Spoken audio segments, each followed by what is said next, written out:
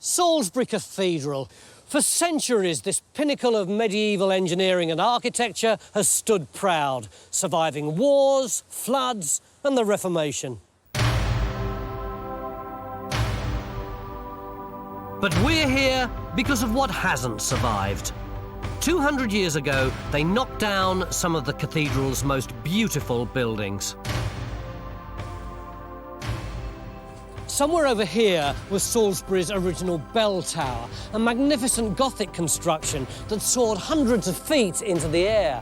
While over there, the builders pulled down two private chapels, one of them built by one of the cathedral's most influential bishops. We've been given a unique opportunity to unearth these lost treasures. And what's more, to solve the mystery of a body which was recently discovered buried here in the ruins of the Bishop's Chapel, which wouldn't be bad for 3 days, if we can do it.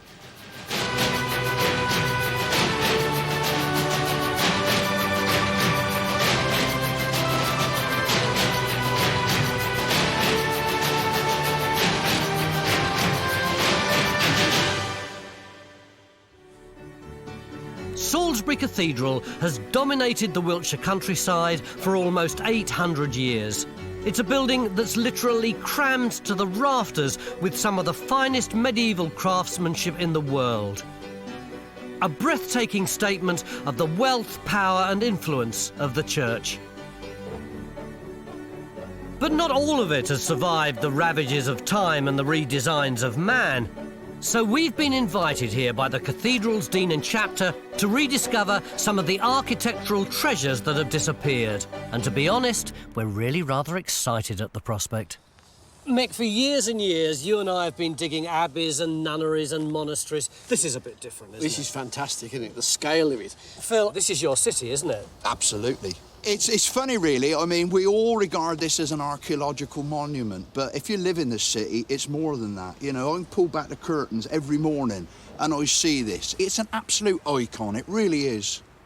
Tim, you're the cathedral archaeologist. There's a little bit of me that's thinking this place is the best part of 800 years old. It's there, we can all see it. It doesn't really need one archaeologist, does it, let alone a whole bunch of new ones? To me, archaeology, of course, is not what is just under the ground, though there are things under the ground, but is the full study of the material remains of the past, including a big structure like this with the highest medieval archaeology anywhere in Britain. But surely that's been here since the beginning? No, it hasn't. No, the spire is an add-on 50 years after the cathedral was completed.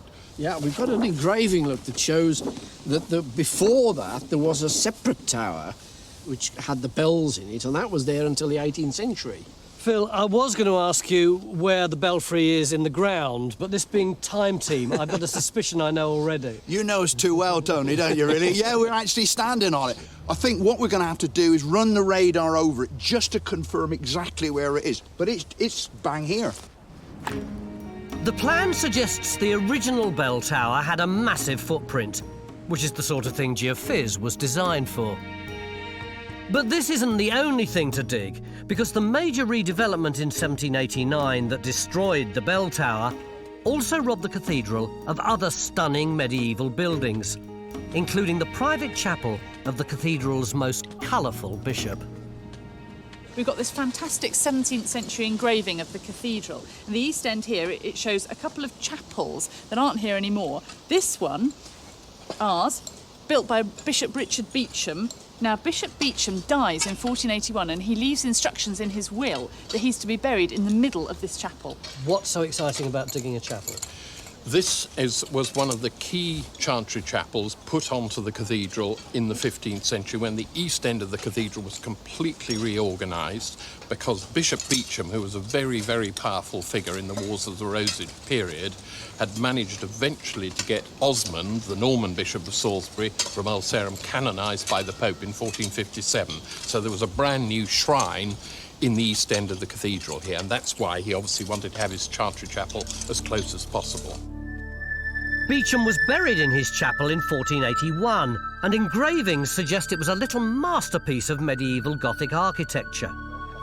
So one of our tasks is to bring that chapel back to life with a graphic reconstruction based on the archaeology in the ground So it's all this stuff from the Beecham Chapel. And some surviving fragments of its interior stored in the cathedral loft. Miniature fan vaults. They're so intricate. Look at the detail on them. It's fantastic, the workmanship that goes into those things. And then, what else we got? But we have another challenge. When the chapel was demolished, Salisbury's records show Beecham's body and tomb were moved into the main cathedral. So it was a shock when an evaluation dig on the chapel in 2000 made an unexpected discovery. Yes, this is a real mystery because we've got records that in 1789, when they were demolishing this chapel, the workmen found the bones of Bishop Beauchamp and they identified him by an episcopal ring, and the bones were taken off and buried in the nave. So the last thing that anybody was expecting to find here were these two legs. So could this possibly be our bishop? Jackie, we can't prove that it would be a bishop here. I mean, bishops don't have different bones to the rest of us, do they? Well, no, but there is a certain amount of information that I'll be able to get out of this that will give us some idea about who we're looking at. I'll be able to work out the age and sex of the individual, something about their lifestyle, what kind of social status they were, which will see whether that matches with what we know about Bishop Beauchamp or somebody of that social status. From the records, we know that 4 people were buried here. 2 of Beecham's relatives to one side, his close friend, Sir John Cheney, to the southwest corner, and the bishop in the middle. All we now need to do is to try to match the historical information we have for each of our 4 candidates with the physical evidence we find in the grave. Oh, that's a bit of an anticlimax, isn't it? So the knees are in there, and the edge of the grave, what's it come? Is this it round here? That's it, yeah. See, if we can find the knees, then, or the legs again, then we know exactly how far we got to go down. It will give us some idea of what the condition of the bone is and just tell us a hell of a lot more before we go into this virgin fill. Over on the other side of the cathedral, our target is just that tiny bit bigger. Well, actually, it's enormous. That's pretty good, though, It's pretty good, though, isn't it? Yeah. I mean, so clear. The dark red are where we've got the wall foundation surviving. And look, the detail is absolutely fantastic. You can see the buttresses, the entrance, everything. I mean, that's the 18th century drawing look, and it's pretty well the same, isn't it? You don't need that. It's all here. This geophys is fantastically good, clearly showing the remains of Salisbury's original bell tower. And the archaeologists are keen to get their trowels on it for all sorts of reasons. It's our only opportunity to look at how these footings were built at this particular period. Bearing in mind, this is built at the same time as the cathedral. Yeah. If we can find out how the footings were designed for this bell tower, which is a pretty substantial structure, maybe then we can find out how this medieval monster was actually supported. We might get a lot of evidence in there of the builders and people who used the tower and so on as well. We need to see that. Well, look, I've sketched on a 10 by 10 trench that would take in all the points you've been covering. OK, if you lay it out, then we can get cracking. Yep. OK. As well as helping us rediscover Salisbury's original bell tower, this trench could actually give us an insight into how the cathedral was built. Because both buildings were put up at the same time, as part of one of the biggest civil engineering jobs of the Middle Ages, the construction of a completely new city. Originally, there was just a small hilltop settlement called Old Sarum, until a bishop decided to move his Norman cathedral and the whole town around it down into the valley where Salisbury is today.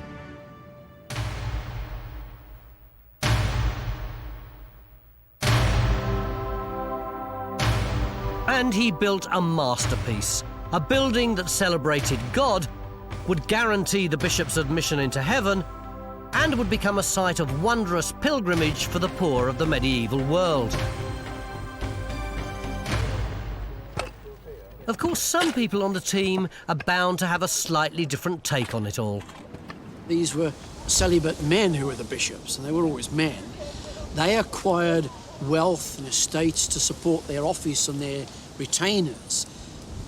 They'd got no successors to hand the estates on to, so they became wealthier and wealthier. What were they going to do with all this money? Basically invested in bigger and bigger cathedral churches. So are you saying that the cathedral isn't much more than an enormous folly built in order to express how rich the church is? Well, there's all that business of building it for the greater glory of God and getting to heaven and so on, but effectively it is a big demonstration of the wealth that that bishop or that diocese has. And of course, the Bishop of Salisbury had immense wealth. And possibly the most important of these important men was Bishop Beauchamp, a man praised by the king for his hospitality and wealthy enough to bribe the Pope to make a previous Salisbury bishop a saint. I think he was a whirlwind, actually. He's one of these men that seems to be incredibly energetic. But what we also know is he's one of these men who is able to move in multiple spheres. So, for instance, by birth, he's part of the gentry. He comes from families that have connections to the monarchy. And we know also that he's been trained at Oxford. By the late 1440s, he's actually appointed Bishop of Hereford. So he's coming straight from Oxford into a bishopric, which is quite something for starters. In less than a year and a bit, he's actually moved over to become Bishop of Salisbury. Now, for a very interesting reason, and that is because of the fact that the previous Bishop of Salisbury is actually hacked to death in Jack Cade's rebellion. So he must have been quite a brave man if his predecessor had been hacked to death. Absolutely, yes. And he stays active for the rest of his life here. Because he was here for 31 years, wasn't he? It's an enormous period of time, yeah.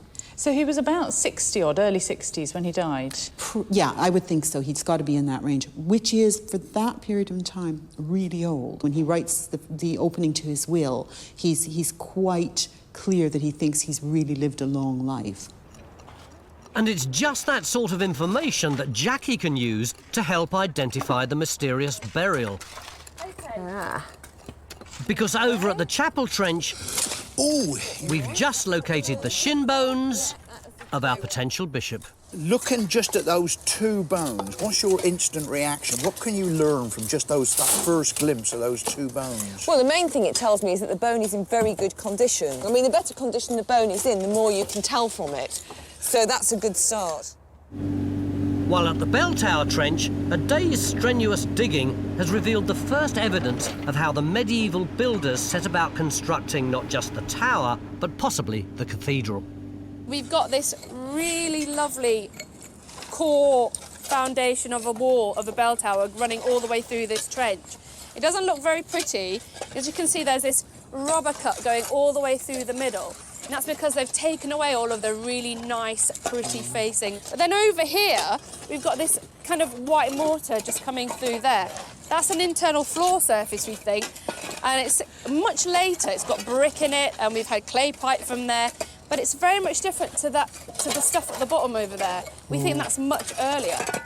Could that be an early phase?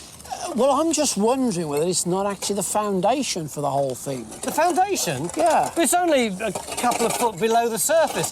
If the foundation for that cathedral is at the same depth, then we've got to stick on our hard hats and run like heck. Yeah, but we tend to forget, you see, that a lot of these big medieval buildings have a raft of stone or pebbles or timbers on which the whole thing is built. We can actually find out because we can empty the rubber trench and look in the section. We'll see whether that mortar is sitting on the natural gravel, and that will tell us. Lucky they dug it for us. Absolutely. Which is all very well, but Rackshire and Matt now only have 2 days left to get to the bottom of this massive trench, because the autumn sun is fading fast.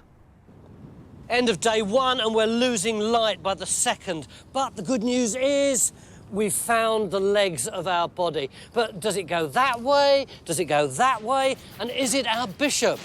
We'll find out tomorrow. Beginning of day 2 here at Salisbury Cathedral, where we're trying to uncover some of the architectural treasures that have lain underground for hundreds of years.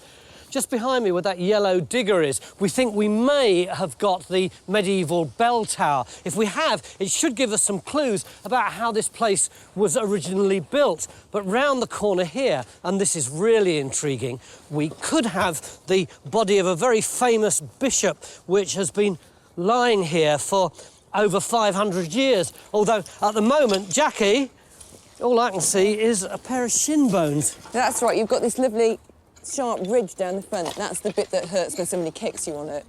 Yesterday, I said to you, well, we're not going to be able to tell a bishop, are we? Because a bishop doesn't have different bones from us. But you said, maybe we will be able to tell. What did you mean? I can tell an awful lot from looking at the bone. Obviously, I can tell what age the individual is, and what sex, I mean, we're assuming it's a male, but it may not be, but what sex the individual is. Now, we know a little bit about the bishop, we know roughly how old he was, so we can see if that matches. But also, by looking at the kind of pathology, the changes due to disease, that, again, will help us work out what kind of social status this individual was, and does it match that we would expect of a bishop? And an absolute classic for that would be something called DISH, which is diffuse idiopathic skeletal hyperostosis, which is a bit of a mouthful, but basically it means somebody who forms a lot of bone. What would cause that? Well, the condition is generally linked with things like obesity, diabetes, and that in itself can be reflective of a very rich living. So it's the archetypal fat bishop? Exactly. But finding out if these legs once supported the bulk of the king-entertaining, Pope-bribing Bishop Beauchamp isn't our only challenge here, because we'd actually expected this trench to be fairly straightforward. But to be honest, we don't really understand what we've uncovered. These are Jimmy's radar results from here. I thought that could be a grave slab. It clearly isn't. You can see the end from Jackie's pencil case right to the edge of the spoil. I mean, it's such a clear response. It looks to me as though the grave is cutting it, so I'm wondering whether that's pre-chapel. Ah, yeah, but the grave definitely cuts it, Yeah. but we don't actually know that this grave belongs to this chapel. This grave could be later than the chapel. Maybe that plinth belongs to the chapel. Right, I see. So while Jackie continues to investigate the grave, Phil will try to work out what the mysterious plinth is and how it relates to the burials in the bishop's chapel. Meanwhile, at the other end, Bridge opens a small trench within a trench across the chapel wall. It's all a bit of a quandary. I think I'll go back to the bell tower. It's a lot more straightforward over there. And so the staircase is just behind you there. Mm-hmm. And there, see that dark stain there? There's the little entrance going in. That's it. So the door, that's one side. The other side of the doorway should be just about there, shouldn't it? Yeah. But whether it's the super straightforward bell tower trench or the increasingly complex chapel investigation, It does look medieval. they both have one thing in common. They're going to need loads of labour to get them finished in the next 2 days. But unfortunately, some of our team have been distracted by the sheer wealth of history on this site. And Stu is off on the other side of the cathedral, investigating something else entirely. I think I've made a major discovery, and I need the position of it to put it in the record. The most famous image of the cathedral is John Constable's quintessentially English view of 1823. So ignoring both our pressing medieval targets, Stu's gone all arty on us.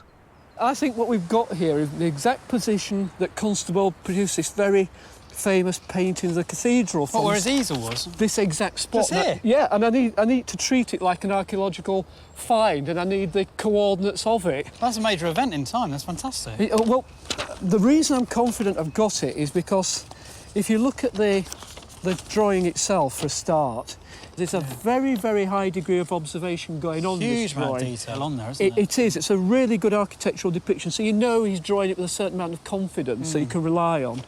Then, if you look at features you can see on there, for instance, you see these finials on the western end of the cathedral here. You see them there? Oh, yeah, I see, yeah. There's a certain... Yeah, if you walk too far that way, they don't make that pattern. If you go too far that way... Of course. Different sort of I just think if you go that way, they're all going to be in line, aren't they? So you know exactly. So, if you go to a map... you can identify those elements on the map. Exactly. Right. That's coffee, by the way, ignore that. So you plot those positions on the map. So with the edge of the vestry and the buttress on the chapter house, you draw a line back through those two features. Yeah. You can do the same with the corner of the chapter house and the central gable that's on that drawing. Yeah. And same from the line of the finials over the edge of the cloisters, and draw that line back. And where those lines meet is exactly where he was drawing it from. Very clever. So I think we need to know the exact position of this. Yeah, it's a find. It's a find. It is a find. It's fantastic. It's an event. Brilliant. Yeah. Yes, it is. It's just that we weren't looking for it.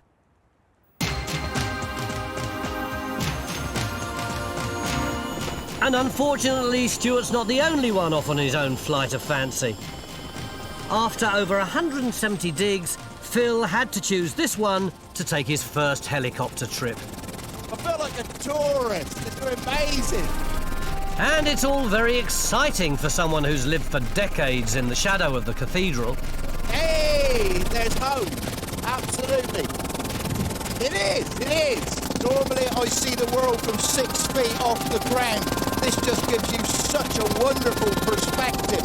And to look down, actually physically look down like a bird does on a beautiful building like Salisbury Cathedral.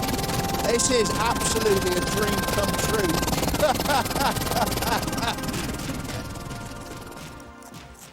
Meanwhile, back down with the workers. Jackie said she'd have the rest of our bishop visible by lunchtime. Jackie, it's lunchtime. Can't see him. I've got about an eyebrow's worth up here. So, predictably, it's taking slightly longer than we originally thought. But in the meantime, apparently Helen's discovered another body, although looking down there, Helen, all I can see is rubble. That's all it looked like to me a few minutes ago. But in removing all this rubble, first of all, we encountered this one, and then a little more fertling brought us to this, which is going on a bit. And who knows how many more there's going to be. But you think that we have got a burial rather than just a couple of bones that have been discarded? Well, even if it is just a couple of bones that have been discarded, I think it's going to be very significant and exciting because this looks like a grave cut in the corner of the chapel. And when we look on the plan, you can see in the corner of the chapel here is the grave of Sir John Cheney, and he was the bishop's friend. But wasn't he supposed to have been removed into the cathedral in the 18th century? He was, yes, but these bones have certainly been moved. Now, maybe the workmen didn't do what they said, or maybe what they did more likely was they just took out the big chunky bones and left some here for us to find. Hang on, if they were incompetent or weren't telling the truth about the removal of this body, then the same could be true as far as the bishop's concerned. That's what I'm hoping, yeah. So could these be the remains of one of Salisbury's most influential bishops? Only time-consuming, intricate and painstaking excavation will tell us now. This is fantastic, Rackshire. You've got a huge area I open. know, it's absolutely amazing. And it's looking really, really good. Thankfully, over at the bell tower, the archaeology is of the much more chunky variety. And just as importantly, it all seems to make sense. The most amazing thing about this is that the geophysics, the plan and the archaeology match up perfectly. Almost too perfect. Not what we'd expect at all. That must be a first, actually. It's a pleasant surprise, really. The other thing, of course, is we still don't have the actual foundation of it, do we? Whether it was built on gravel, whether it was built on a raft of stones, or quite what they did. The only problem with that, though, is on the radar, it could be as deep as 1.5 or 1.7 metres. So you've got at least 6 feet of material to dig through. I better not hold you up any longer. Okay. I'll come back later. What's now clear is that the bell tower was built in the same way as the cathedral, with thick buttresses supporting its walls. And it's this simple but clever form of construction that's meant this extraordinarily heavy building, as much as 70,000 tonnes, has remained upright for almost 800 years, in spite of being built on a floodplain. It was part of a building revolution that transformed medieval architecture. A revolution that, for some reason, our buildings people feel is best explained through the medium of plastic building blocks. They developed from the Romans, who used heavy foundations, big walls that absorbed a lot of the stresses. But as they moved up, they wanted verticality. They wanted higher and thinner walls with more windows. But that meant more flex and probably problems. I mean, it's kind of funny because they're building bricks, but in real life, they could have been real people under there, couldn't they? A lot of people died during cathedral construction, certainly, yeah. But then they did work out, a method of actually sorting it out. And if we look at this stage, it's the addition of the buttress, and that's allowing us to absorb a lot more of the forces and have a higher, thinner structure with more windows in it. It is intriguing that on this side, where you've got these buttresses tied into the wall still does wobble a bit, not as much as over here, but it does wobble, whereas on the other side, it's absolutely stable. Yeah, but over the other side, we're using flying buttresses, which is the next stage on as well. So is that technology used in Salisbury Cathedral? Not really. Most of the buttresses in Salisbury are the ordinary buttresses. Wasn't this place supposed to have been built on a marsh? Yes, it is. Very low-lying, very wet land, and that might have been one of the reasons they used ordinary buttresses rather than these sort of partly separate flying buttresses for differential settlement or something like that. But if we dig up the foundations of the bell tower, we might find some clues. Well, I'm learning stuff all the time about this fantastic site, thanks to plastic building blocks and historical records. But to be honest, the archaeology itself has been disappointingly slow. I am so frustrated by this. Yesterday evening, you said to me, this is incredibly exciting. If we can sort out what the foundations of the bell tower, then we could work out how Salisbury Cathedral has remained standing, which nobody knows because the foundations are so shallow. And yet, nothing's happened. We're still in exactly the same place. You haven't dug the foundations. Come on, that's a little unfair. I mean, I can see where you're coming from, but it's taken a very long time to get it all clean, to get it to this state. How many archaeologists have we got here, Mick? I've never seen so many archaeologists on a time team. We've got two big areas open. It's taken a long time to clean it all. So in one way, I share your frustration in that it's taken a long time to get to this stage. But in both trenches now, we're poised at the point that we can start dismantling it to understand it, which is what Ian's doing over there, look. He's already cutting a section to get through to the foundation, to look at those foundations you're on about. If he's going to be doing that in order to get down to the foundations, it's going to take him a year. But elsewhere on site, Mick seems to be right, as usual. That is 44.8 inch. Because over at the East End, Brigid's Trench has reached the foundations of the chapel wall, and things are getting complicated. Crucially, what we have got coming up now is a construction cut. It comes up here in the section, and you can see it here, running along here with this white mortar on this side, and these old medieval roof tiles here, which are also part of that 1460 foundation. The material that you're on is earlier. Yep. That's got to be 1460 or earlier. Yep. This is the foundation for the Beecham Chapel. Yep. It's cut into that, it's later. What you've got to do is carry on through those earlier layers. Let's try and get to the bottom of the foundations. Don't know how substantial the foundations of this chapel were. Or what was here before the chapel went up. Absolutely. This isn't what we expected. The records suggest the chapel, built by Bishop Beauchamp, was the first structure on this site. But clearly there was something here before that. Good-o. And this trench is throwing up other surprises as well. In this grave cut at lunchtime today, we thought we'd got the bones of the bishop's friend, but it turns out that we haven't. They were just bones that were found about 8 years ago when archaeologists were digging here, and they collected them up and put them in there. Bit disappointing, but we're fairly philosophical about that. These things happen in archaeology. The exciting thing, though, is it now looks as though Phil's got a complete grave over here. That's right. I mean, you can see it quite clearly here. Got one edge there and one edge there. And what we think is that it's earlier than the foundations of the Beecham Chapel. But we also want to concentrate our efforts on the deposits at this end here. What we want to do is dig a slot through there so we can see what the relationship is of the layers of this wall, our famous plinth, which we still don't know what it is, and also go right the way through to the main cathedral building itself. Meanwhile, Jackie's going to be on with her burial. Yeah, Jackie, you've been digging that all day. Is it the bishop? I still can't tell you whether it's the bishop or not, and to be honest, I'm not absolutely sure it's even a male. I think actually the answer's going to lie under here, and that's really just covering the delicate pelvic bones so I don't lean on them and break them.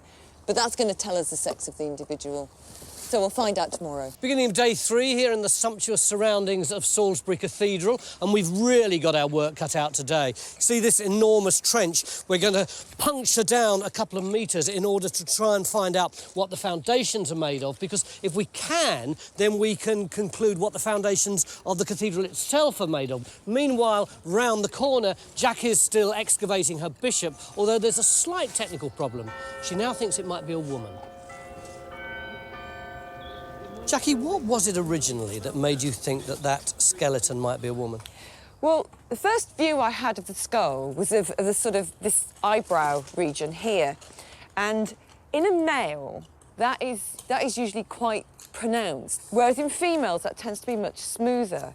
And the brow is quite flat, so I thought, this really does look more feminine than masculine.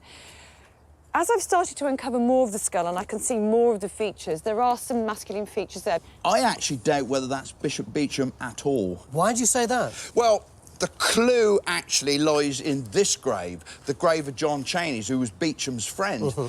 Now, he died after Bishop Beauchamp. Yeah. Now, do you see this black layer here? Yeah. This black layer went all the way over the tomb of John Cheney's. Therefore, that black layer is later than the tomb of John Cheney's.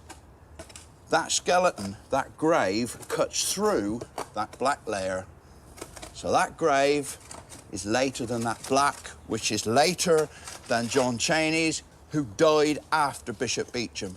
But this burial was made inside the chapel.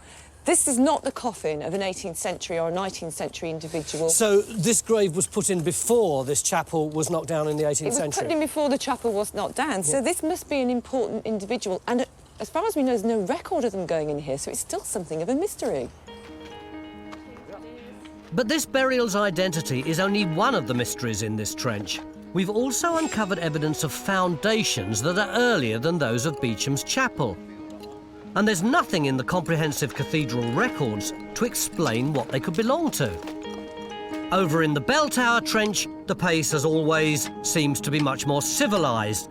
But we are finding more evidence of just how impressive a structure it was, before it fell foul of the serious cathedral redesign of 1789. For the last couple of days, Richard, we've been concentrating mainly on this part of the bell tower, but there's this as well, isn't there? Is that? It's the base of a rather large pier. You can see on the cross-section there, it goes all the way up to the timber belfry at the top of the tower. It's rather ugly, isn't it? It's needed, very necessary, not just for the strength it gives to the tower, because bearing in mind it's 200 foot high. Yeah. On top of that, you've got the belfry. And the belfry is heavy in its own right, but it's also got the bells. And once those bells start ringing, you've got all sorts of forces and pressures swinging around, literally. Oh, I see. So it's not the sound of the bells which No. always deafens you if you're up in a tower when they go off. It's actually just the weight going backwards and forwards. Yeah, and all that energy that's being created on the bell. And as we begin to reconstruct the bell tower, it's clear it's a wonder of design, medieval or any other age. But the inventiveness didn't end with the architecture, because the faithful were called to prayer by a bell rung by this, one of the world's earliest clocks. This is the medieval clock, but where are the face and hands on it? Well, of course, being a very early clock, it doesn't have a face and hands because all a clock is a mechanical device for ringing bells. That's what the name cloche in French, or clocker in Latin. So that's all it is. And it was the church, of course, that started to regulate time, first of all with sundials, and then in the 13th century, when the mechanical clock was invented, every monastery and great church got one of these very quickly. We actually have a remarkable bit of documentary evidence that tells us in 1386 there was already a full-time clock keeper, and this probably dates from a little bit before that. So this is ringing the bells at fairly regular intervals through the day, is it? This is ringing an hour bell. Right. And, of course, originally it was in the bell tower, and that is to regulate the service times accurately, and that's what matters here. Back at our trench over the Beecham Chapel, we've just made a fantastic little find. It looks absolutely terrible to me. It looks really ghastly. I can't see a thing yet. Maybe put some liquid on it, some solvent, and let's just see. Well, let's Oh, just look, try fantastic. a little bit of... Oh, look at that. No, that's really... Yeah, OK, I'll take it back. Oh, what, there's a cross. What? Look at that. Oh. It's a cross. It is a cross. It is. That's extraordinary. Golly, I mean, I see what you mean now. You're right. It isn't in bad nick. It's not. It's not at all. Look, you've got that circle, you've got letters all around the outside. This coin is the first of its kind ever to be discovered in Britain. It's a 15th century quattrino from Ancona in the Papal territories of central Italy. Maybe it's been dropped by a foreign craftsman working on the chapel or the cathedral. Maybe something like a mason. You never know.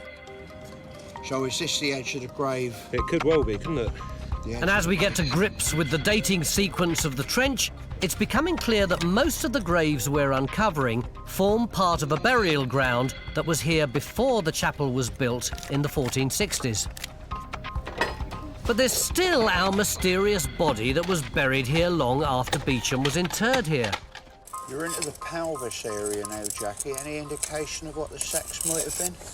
In a female, the pelvis is opened up, so it's broadened out. So that angle would be quite broad, whereas in the male, it'd be fairly tight and shallow. And that's looking quite a sharp angle, which suggests it's more likely to be male than female. Any idea about the age? Well, it's certainly not a spring chicken. There are some little bony changes down the spine where you've got osteophytes, little new bone growth around the margins of the vertebrae. So the suggestion is we've got somebody at least who's over 40. So not a woman, and categorically not the 60-year-old Bishop.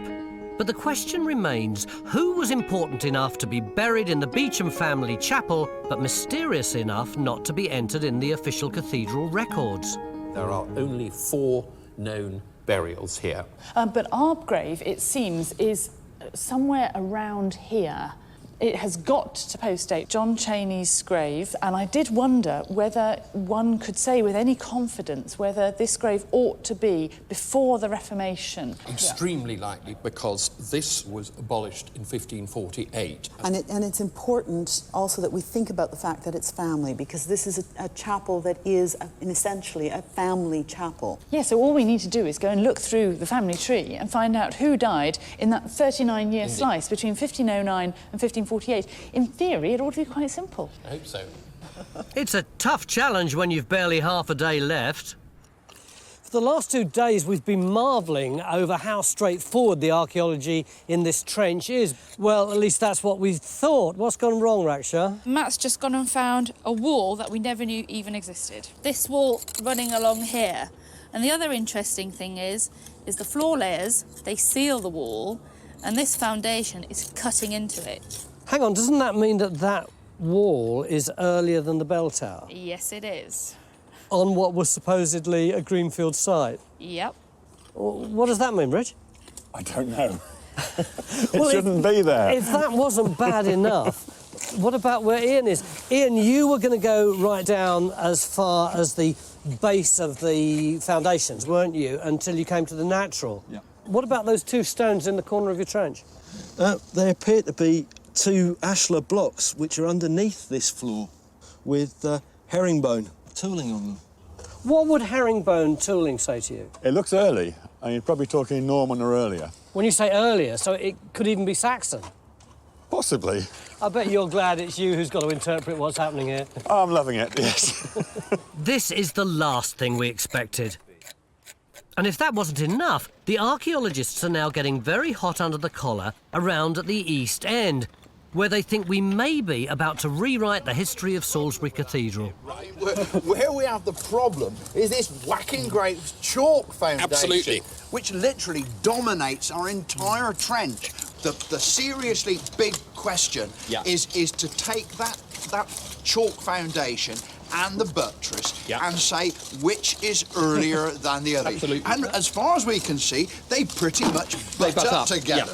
Do they butt up? Well, I don't agree They with don't. that, No, Phil. they don't look as if they butt up to You me. can see that the flint foundation of the buttress appears to overlie this big chalk raft, which means stratigraphically it has to be later than... What it appears to do doesn't prove that actually is what it does. But with just a few hours left, this is only one of all sorts of problems that we've got to solve. That response there, it matches exactly with what you've got. Including the mysterious building under the bell tower. We weren't looking for walls on different alignments. Never mind Helen and Elaine trying to discover the identity of the interloping burial. Moving history. While Stewart tries to untangle the complex stratigraphy of the chapel trench.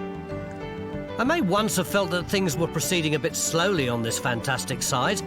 I now feel we're flying by the seat of our pants. Guys, for the first time, I've put all the evidence we've got. Now everything is fairly tied down. That's brilliant. So, what exactly is this chalk foundation? Well, the most obvious solution is that this behind us here, I think Beecham himself, what he was perhaps planning to do was to get rid of this outdated, it was now 200 years or more old, and build an even grander East End. And so what he was doing was building a new foundation, which we've uncovered here, for a completely new building, and then at some reason, we don't know why, they stopped and packed it in and said, OK, we don't want this anymore, we're just going to have my Chantry Chapel on the spot. And this is the first indication that we've ever had Exactly. that this ever could have happened. Yep, this is something completely new, and it adds another dimension to the architectural history of the cathedral. This is really incredible, an historic discovery. In the mid-1440s, a huge chalk raft was laid out across this whole area.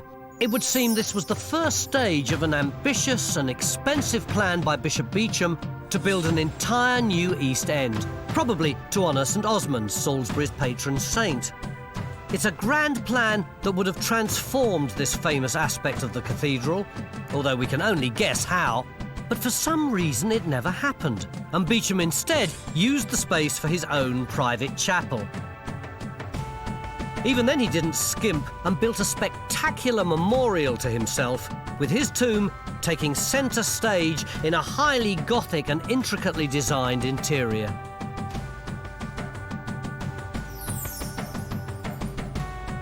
And over at the Bell Tower Trench, we've also at last cracked the increasingly complex archaeology.